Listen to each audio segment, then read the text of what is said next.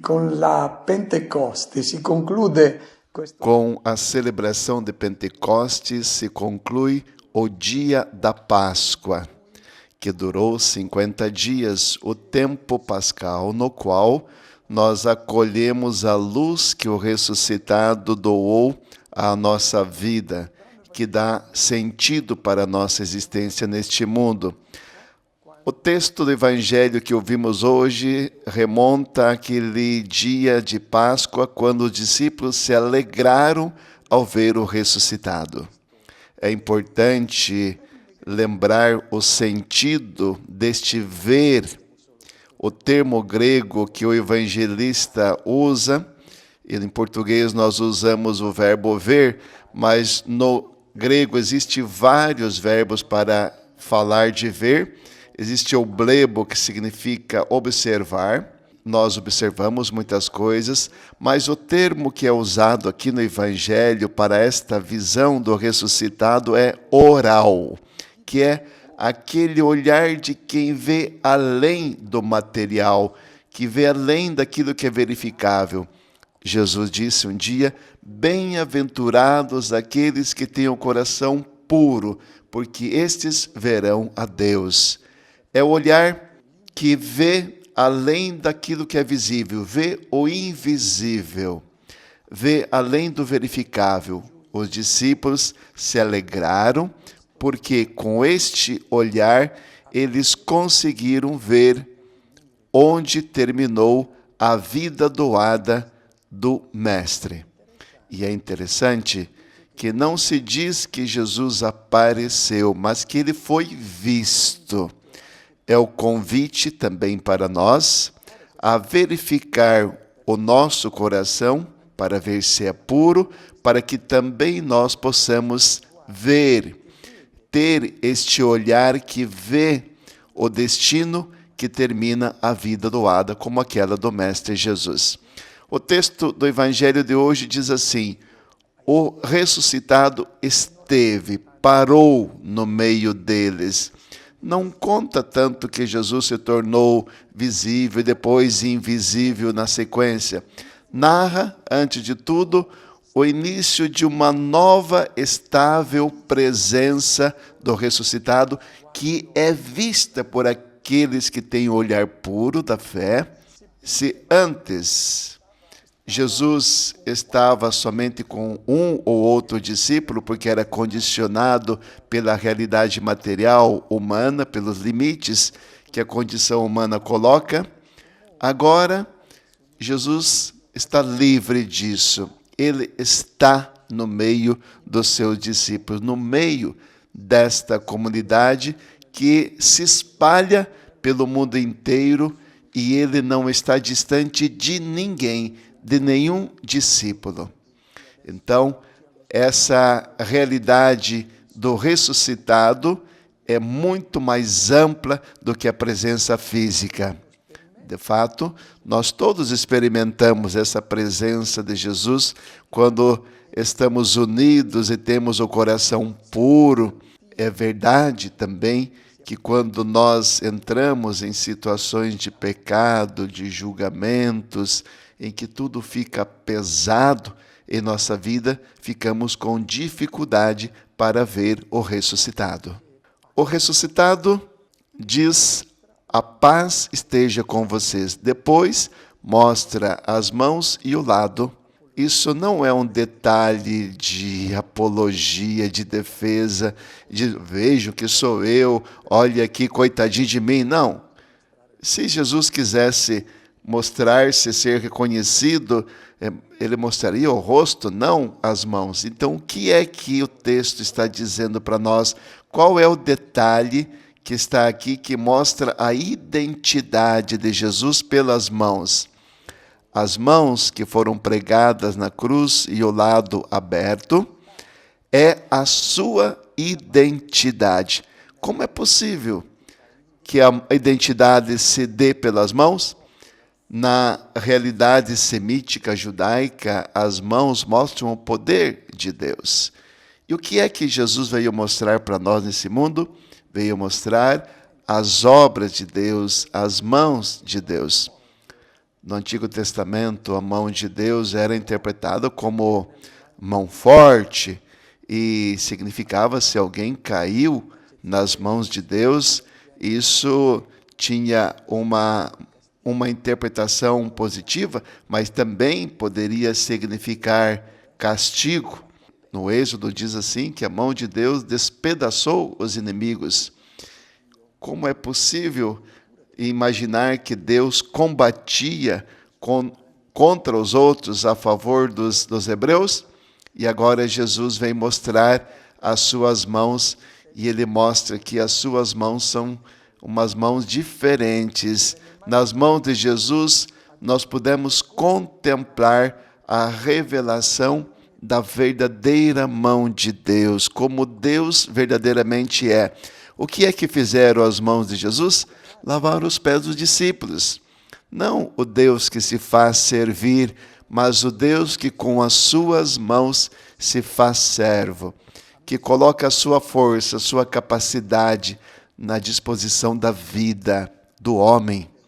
As suas mãos foram pregadas, justamente porque ele colocou totalmente si mesmo a serviço do homem. Dell'uomo e ha rivelato tutto l'amore di Dio.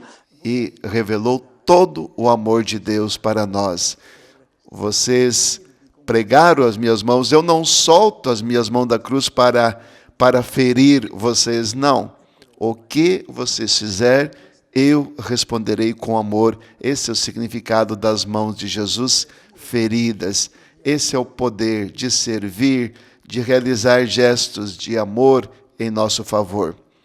É nessas mãos que se revela a identidade de Deus. Lembramos em Nazaré, os conterrâneos de Jesus lembram os prodígios que Jesus realizou com as suas mãos. O que é que tinham feito as mãos de Jesus, que ele agora mostra aos discípulos? As mãos tocaram o leproso, e era proibido tocar um leproso, deveriam ser evitados, não tocados.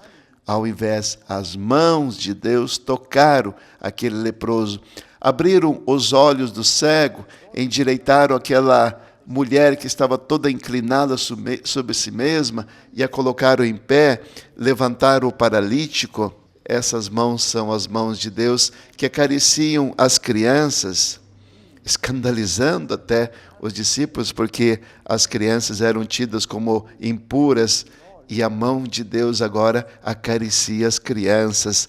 É a revelação da verdadeira mão de Deus. Ele mostra essas mãos para nos dizer que também as nossas mãos precisam assemelhar-se às mãos de Jesus, às mãos de Deus, as verdadeiras mãos de Deus, que são as mãos que se revelaram em Jesus de Nazaré, o Filho unigênito de Deus.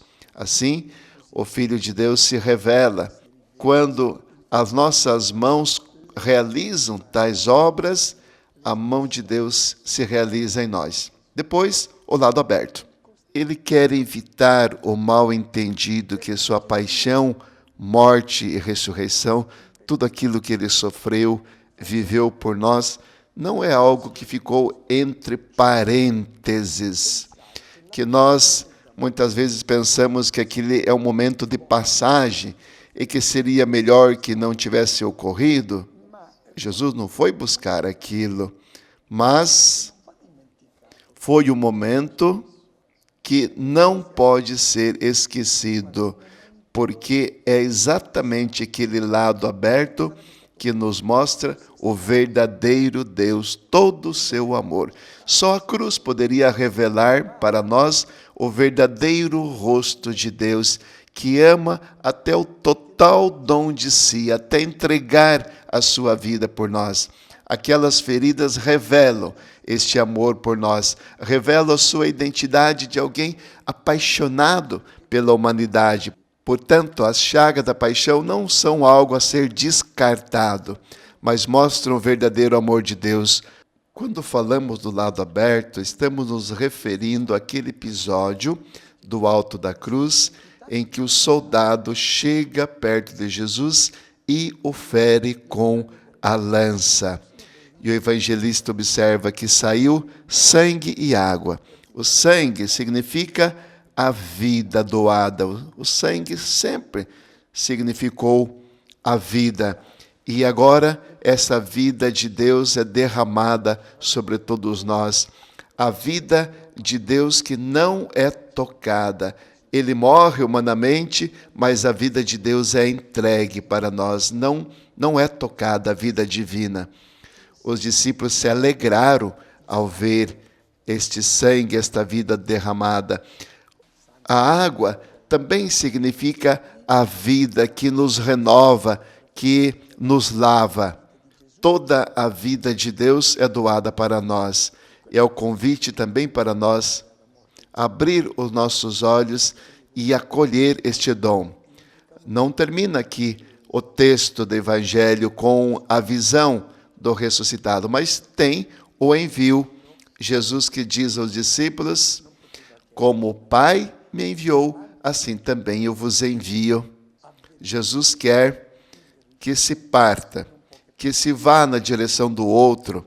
Essa é a missão que ele confia aos discípulos e eles devem dar continuidade a esta mudança do mundo com a presença visível, sacramental do ressuscitado no meio da comunidade.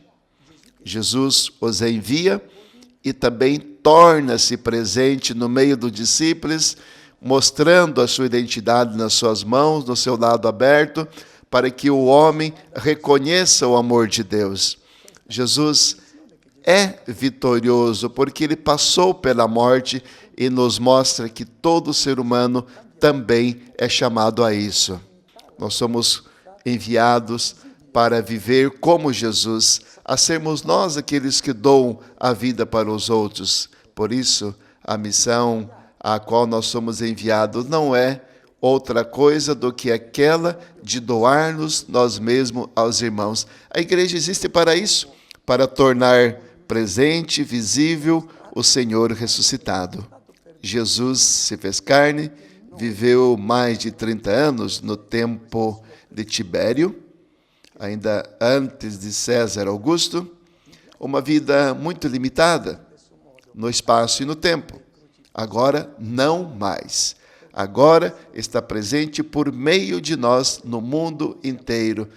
Eu não sei como ele teve coragem de confiar a nós esta missão tão grande de tornar presente a sua vida. É com muita humildade que nós acolhemos essa missão. O Espírito Santo, aquela força, aquela energia divina que o levou a doar todo si mesmo, não é que ele levou consigo para o céu, ele doou, ele derramou sobre a comunidade dos discípulos, ele soprou. Com esse gesto, ele diz: acolhei Espírito Santo. Observe que ele não usa o artigo, ele diz: acolhei Espírito Santo. A vida divina, este verbo soprar, efusal, em grego é um verbo muito raro e que aparece lá no início, quando Deus soprou sobre aquele barro misturado e que se tornou o ser humano, e aqui, com o sopro do Espírito, nasce o homem novo, não somente o biológico, como no início, mas o Filho de Deus, que recebe a mesma vida divina. É uma criação nova que acontece, portanto, com esse sopro do Espírito Santo.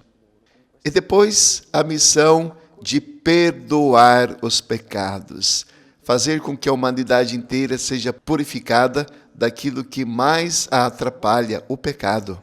É uma enorme responsabilidade que Deus doa para nós de destruir o mal no mundo. Jesus entregou para todos nós o poder para neutralizar o mal, de eliminar o mal do mundo, e nos deu este poder, o Espírito Santo, esta capacidade para a comunidade de Jesus.